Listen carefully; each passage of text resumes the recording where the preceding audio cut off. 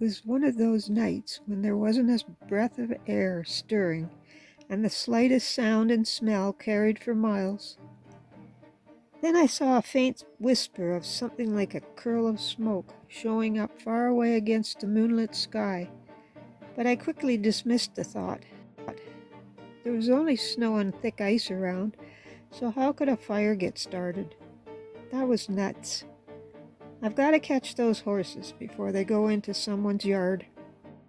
When I got back with all of them in tow, about 4:30 in the morning, I was exhausted and nursing a sore knee from slipping on a patch of ice.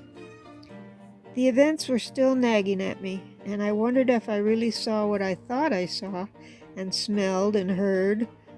So I laid in bed thinking about it most of the night, as sleep completely escaped me, and a sore knee didn't help either.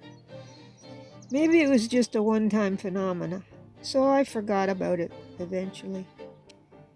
After that episode, I started tying up the 3 mares close to the hay bale so they had plenty to eat. I tied the mares because Mr. Midnight wouldn't stay tethered for more than 10 or so minutes without a fight. However, I didn't count on him leading them away around 6 o'clock before it was quite dark, and even with a big hay bale at hand. I just stepped out of my trailer, looked around, and my heart sank, but my blood pressure rose. They were gone again. That was the last straw. When I got back, I would be tying them up by 5 from now on, until I could come up with a better solution for keeping them where they belong. Unfortunately, once a horse discovers a way out, he will keep on repeating the successful method. This night was a little darker by the time I collected my gear, but I could still see where I was going with all the bright snow, and I just followed their tracks as before. They were off to their favorite playground. I still don't know what they were finding to eat, but it must have been their idea of fun to paw on the snow for weeds and have a run across the swamp. They had filled themselves up with hay before taking off, so they weren't hungry, that's for sure. After tramping for 1/8 of a mile or so on ice and snow, I found them, got the one haltered, and started the long trek back. I was just fuming, but thankful I had one smaller mare that was easy to catch to lead the way. I let her and Harley have a few mouthfuls of the grain on the way, and shook the pail for the others to follow.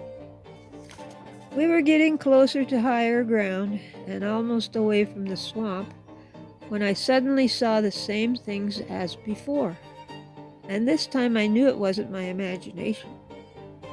The horses sensed it too. They were very nervous, and the one I was leading danced around me. Well, we all got away from there in a flash. I didn't know I could run that fast with a bum leg. It was the one I had broken about 5 years ago, with a plate and 5 screws in it, but I did. Later, when I got my wits together and horses settled, I thought maybe I should call the local fire department, just to have someone else confirm my sighting of smoke. So that's what I did, because the same thing happened the next night. This time there were no horses to distract me, and I was watching from a safe distance with my cell phone in my hand. I could even take a photo, so when it started, I dialed 911 quickly and asked for the fire department. I told them where I lived and that I thought there was a fire blazing out in the swamp behind my home. They seemed skeptical, but sent a truck out anyway with 2 men.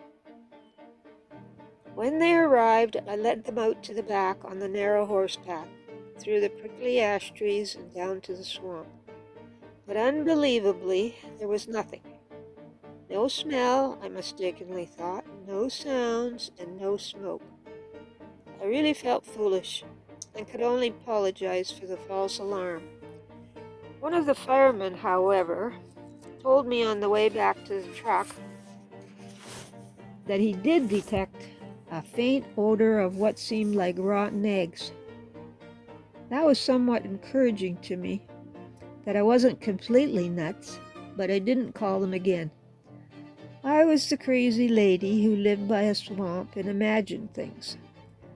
Well, of course, those happenings kept on happening. Chapter 2: The Visitor. There was a knock on my door. I was somewhat wary and jumpy with all that was happening, and I don't usually get people visiting me except town officials. I peeked out and opened it a crack. I saw an older woman with long platinum gray hair, a pleasant face, and this time no uniform, standing on my doorstep. So I said, "Yes?" She said, "Are you the lady who owns the beautiful horses?" I thought, oh no, what have they done now? But she did say beautiful horses. "Yes," I said again, bracing myself for the worst. She continued, "My name is Naomi Kiner. My husband was one of the firemen who responded to your 911 call and told you he thought he detected the odor of sulfur." I was surprised and opened the door a little wider. "Well, that was probably just his imagination," I replied, afraid that she might want to make a big deal out of it and cause trouble. She said, "It's okay," noting the concern and suspicion in my voice. "He just happened to mention it to me and told me where you live." I was very intrigued, but didn't say so to him. I just said, "Oh, that's interesting," and dropped the subject. "But I wanted to come out and see you to talk about it more, if you don't mind. I wouldn't speak about it to anyone. It would just be between you and me. You can think about it if you like and call me if you decide to discuss it. And by the way, I'm not a reporter either, if that thought crosses your mind." She offered me a handwritten note with her name and phone number, which I took reluctantly. The last thing she said was, "I've had a recurring dream about a fire out in a swamp and wailing noises. So I know that what you called about was the truth and not just a coincidence." I thanked her for coming over and told her I would think about it and closed the door. I sat down at my table, staring at the note, kind of stunned, because I hadn't told anyone about the wailing noises, which was exactly how they sounded to me. So she must be telling the truth about her dream. This was proof that I didn't hear anything but wailing. Now I'm certain of it, and if I want to find out anything more, maybe I should call her and invite her out. But I'll wait one more day, just in case the whole fire thing doesn't happen again. Maybe this time, if I don't shake too much and it happens, I could take a photo with my phone. Yeah, that's what I'll do.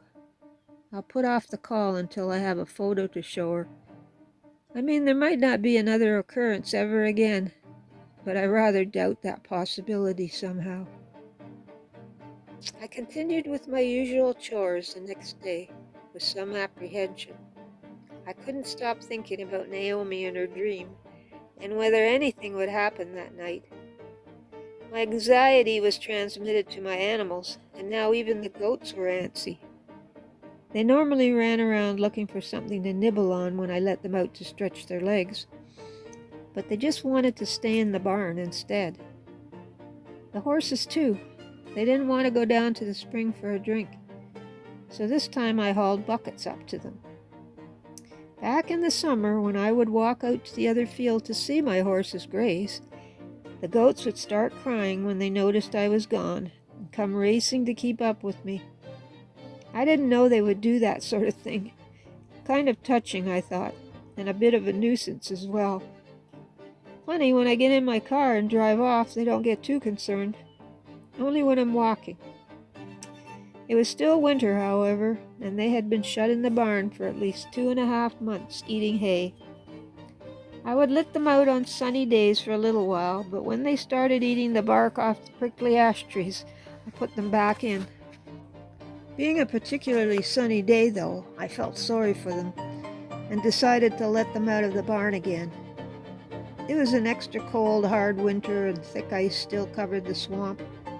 It was the beginning of February, and much of winter still lay ahead. They were happy to get out, though, and stretch their legs, running and jumping for a bit, But 5 minutes later, they were back in the barn, as I said before, and no amount of coaxing would get them out again.